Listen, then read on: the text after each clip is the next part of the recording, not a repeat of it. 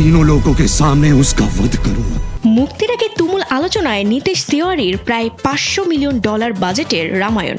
বলিউড থেকে সাউথ পুরো ভারতীয় সিনেমা ইন্ডাস্ট্রি এখন থমকে দাঁড়িয়েছে এই একটাই নামের সামনে। अपने पिता के वचन का पालन करना मेरा कर्तव्य है। সম্প্রতি রামায়ণের 4 মিনিটের ট্রেলার প্রকাশের পর থেকেই এখন talk of the town Ranbir থেকে সাই পল্লবী কে কত পারিশ্রমিক নিলেন। পর্দায় রাম চরিত্রটি ফুটিয়ে তুলতে এই প্রজেক্টের সর্বোচ্চ পারিশ্রমিক নিয়েছেন রণবীর কাপুর।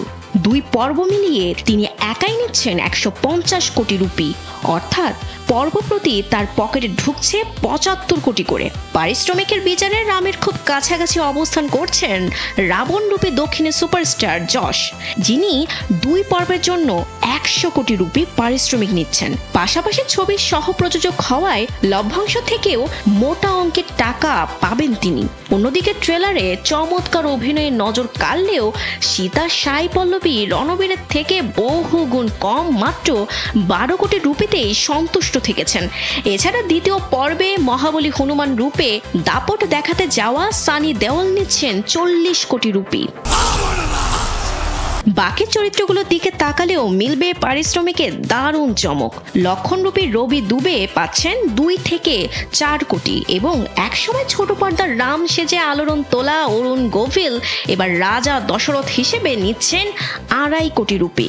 এছাড়া কৈকেয়ী চরিত্রে লারা দত্ত 3 কোটি এবং শূর্পণখা চরিত্রে রকুল প্রীত সিং 1 থেকে 2 কোটি রুপি পকেটে পুড়ছেন। তবে সব জল্পনা কাটিয়ে সবচেয়ে বড় ভালোবাসার দৃষ্টান্ত স্থাপন করেছেন বিবেক বিভীষণ চরিত্রের জন্য তিনি 1 টাকাও নেননি। অর্থ না নিলেও এই নিঃস্বার্থ ভালোবাসায় অনুরাগী ও দর্শকদের হৃদয়ে এখন বিবেকের প্রশংসায় ঝুড়ি উপচে পড়ছে। বিশাল বাজেট, তারকাদের চোখ ধাঁধানো পারিশ্রমিক আর আত্মত্যাগ সব মিলিয়ে নীতিশ তিওয়ারির রামায়ণ ট্রেলারেই যে ঝড়ের আভাস দিয়েছে, রূপালী পর্দায় তা কতটা তাণ্ডব চালায় এখন সেটাই দেখার অপেক্ষা। বিনোদন ডেস্ক, কালবেলা। मैं अपनी सीता को वापस लूंगा।